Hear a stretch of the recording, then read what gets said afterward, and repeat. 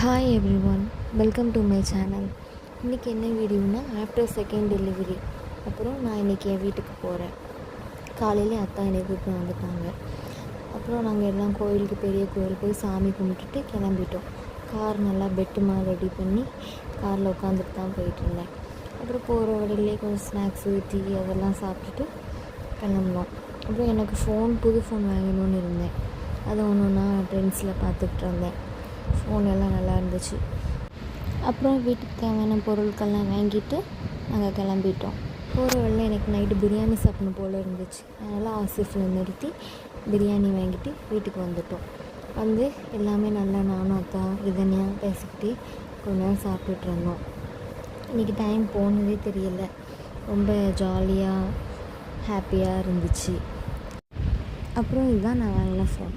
அவ்வளோதான் இன்றைக்கான மினிட்ல. தேங்க்யூ.